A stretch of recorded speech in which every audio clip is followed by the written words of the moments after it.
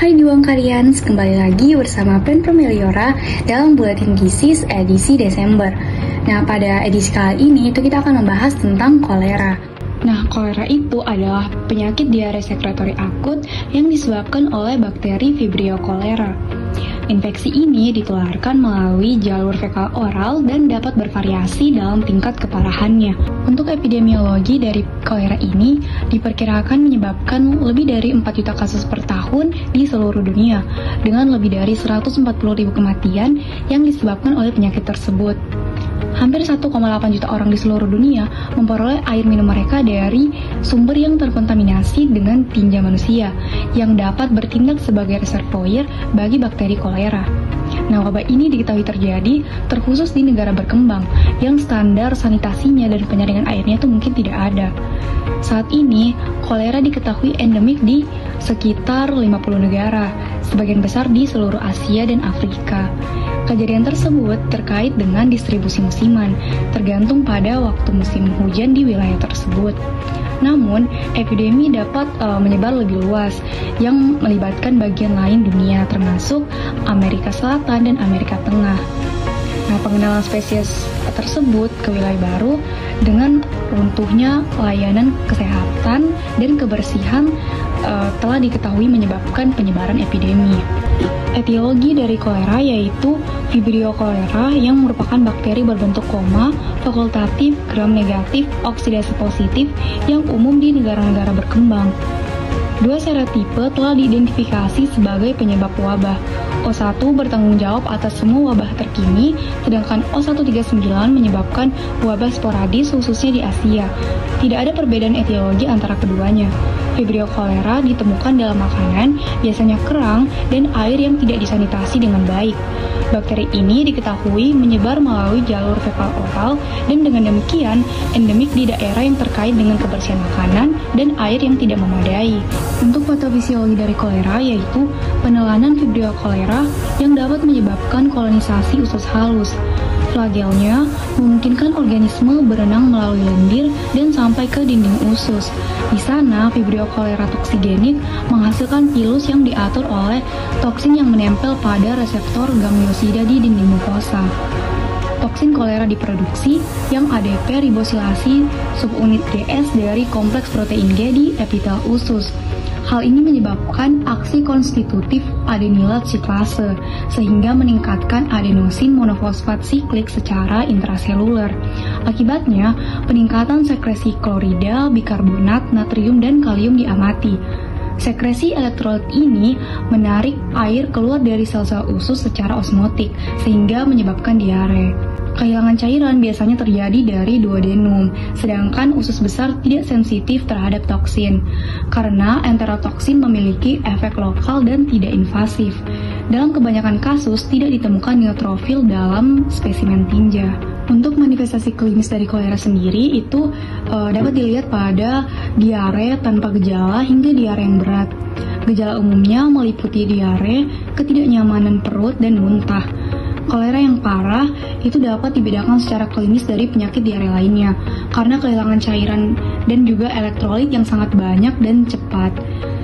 Nah, kemudian untuk tinjanya sering digambarkan memiliki konsistensi seperti air beras yang dapat dicampur dengan empedu dan lendir. Keluaran tinja pada orang dewasa dapat mencapai 1 liter per jam, sedangkan pada anak-anak dapat mencapai hingga 20 cc per kilogram per jam. Kemudian, hipovolemia yang terjadi mengakibatkan manifestasi khas berupa kehilangan cairan, termasuk mukosa mulut kering, kulit dingin, dan turgor kulit menurun. Perfusi jaringan tubuh yang buruk dapat mengakibatkan asidosis laktat, sehingga menyebabkan hiperventilasi dan pernafasan kusmal. Selain itu, kelainan elektrolit seperti hipokalemi dan hipokalsemia dapat menyebabkan kelemahan otot dan kram secara umum.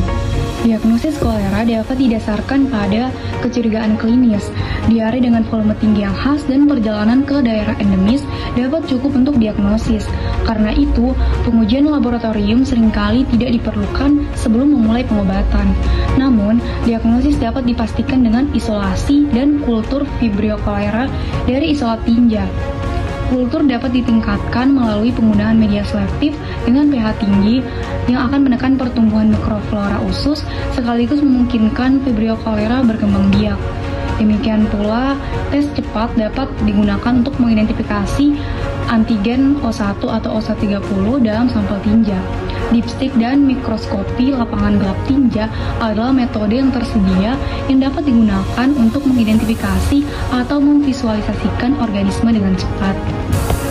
Kemudian, penanganan utama kolera adalah resusitasi cairan segera berdasarkan tingkat kehilangan volume. Jika diperkirakan 5 hingga 10% berat badan telah hilang, larutan rehidrasi oral harus digunakan. Uji klinis telah menunjukkan bahwa larutan rehidrasi oral berbasis beras dapat memperpendek durasi diare dan jumlah tinja yang keluar. Dalam keadaan darurat, larutan dapat dibuat yang terdiri dari 1 liter air dicampur dengan 6 sendok teh gula dan setengah sendok teh garam. Untuk pasien dalam shock hipovolemik atau kehilangan berat badan lebih dari 10%, cairan intravena harus diberikan. Sekitar 100 ml per kilogram rinjar laktat harus diberikan selama 3 jam pertama. Penanganan segera kolera parah dengan cairan itu dapat mengurangi angka kematian dari lebih dari 10% menjadi kurang dari 0,5%. Nah, setelah status volume sesuai tercapai, terapi antibiotik itu dapat dimulai.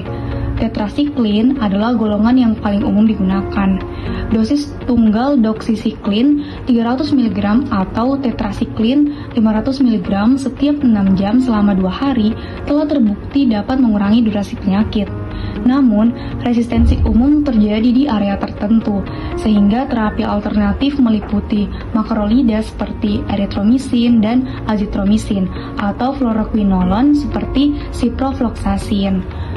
Untuk prognosis dari kolera, bila tanpa hidrasi, angka kematian telah dilaporkan melebihi 50%. Angka kematian lebih tinggi pada anak-anak, ibu hamil, dan lansia. Secara keseluruhan, angka kematian telah menurun karena akses yang lebih baik ke layanan kesehatan, sanitasi yang lebih baik, dan pendidikan.